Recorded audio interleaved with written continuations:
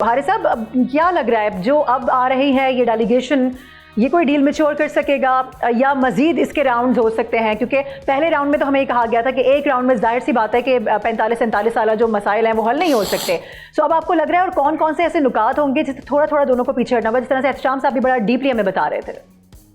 देखिए मारूफ, एक बात है कि डेफिनेटली एक बात तो है कि काफ़ी पहले का मिसट्रस्ट था, लैक ऑफ ट्रस्ट था, 47 ईयर्स के बाद पाकिस्तान ने दोनों पार्टीज को ला के बिठा दिया और एक कमरे में एक छत के नीचे बड़े अच्छे माहौल में बात हुई है। और जो अब मीटिंग हो रही है इसका मतलब ये है कि इससे पहले बैकडोर चैनल में 100% कहीं ना कहीं काफ़ी बातों में इत्तेफाक रहे हो चुका होगा और इसलिए यहाँ मीटिंग हो रही है। और फिर प्रेसिडेंट ने क्लियर कह दिया कि जब अगर मीटिंग होगी तो पाकिस्तान में होगी, हम किसी और मुल्क पे क्यों जाकर करें जब किसी और के इससे ताल्लुक नहीं है।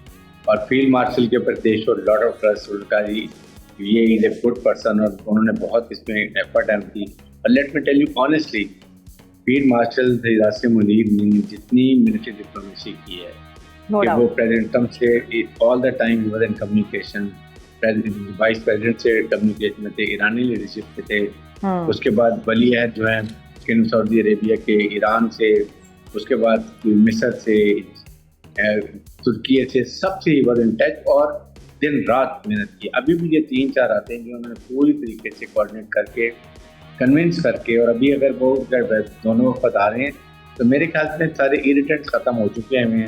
It's now should be a formality कि वो बैठ के बात करेंगे 2 दिन और कहीं ना होपफुली कि ये इस्लामाबाद अकॉर्ड साइन हुआ। डिपेंड ये करता है ये अकॉर्ड जेडी वांस करेंगे और उनके फॉरन में इनके वो पार्लियामेंट के हैं स्पीकर वो करेंगे, या यू नेवर नो कि प्रेसिडेंट ट्रंप खुद आए, इसलिए कि he would like to take credit for this accord. इस वक्त प्रॉब्लम ये है कि देखिए उनके इलेक्शन आने वाले हैं, he want a feather in his own cap कि मैंने बहुत बड़ा काम किया है कि मैंने ईरान से मुआहदा किया, उसका न्यूक्लियर कैपेबिलिटी का कंट्रोल किया, मिसाइल जो उसके बाद मिसाइल की कैपेसिटी वो हमने जो बात करनी इंटरकॉन्टिनेंटल मिसाइल की वो बात कर ली। तो ये क्रेडिट लेने के बाद वो मिड टर्म इलेक्शन में जाएंगे तो उनको बहुत फायदा होगा।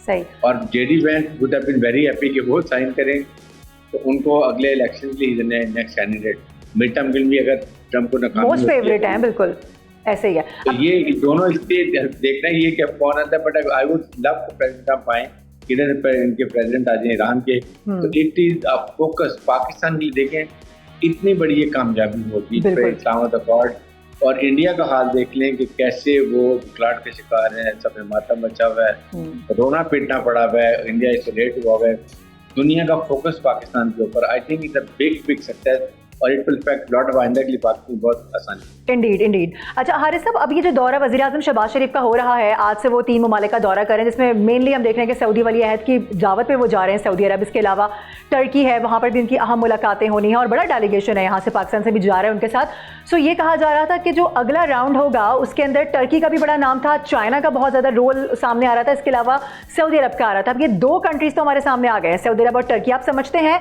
कि ये जो अगला राउंड होगा इसमें इन 2 ममालिक का भी बड़ा अहम किरदार होगा या होल एंड सोल पाकिस्तान ही होगा?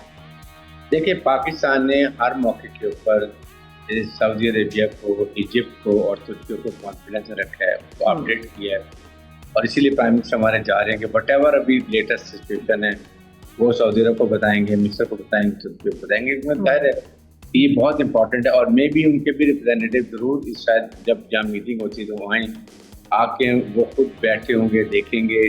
लेकिन जो पाकिस्तान कलीदी किरदार है आई थिंक वो कैनॉट बी ब्रेक, और इससे पाकिस्तान को आइंदा के लिए बहुत बेहतर होगा। और ये मेरे ख्याल में मुझे बड़ी उम्मीद है कि हालांकि इट्स वेरी डिफिकल्ट कि 47 साल के बाद बैठे हैं और सेकंड सेशन में आप एक अकॉर्ड साइन करें, बट इस्लामाबाद अकॉर्ड साइन होगा तो हमेशा के लिए जब भी याद किया जाएगा इस्लामाबाद अकॉर्ड, तो पाकिस्तान को, फील्ड मार्शल को, पाकिस्तान प्राइम मिनिस्टर को याद रखा जाएगा। That is a big success और it's a slap on Indian face. उनकी सफर का टोटल फेल। सब्सक्राइब करें और बेल दबाएं ताकि कोई खबर रह न जाए।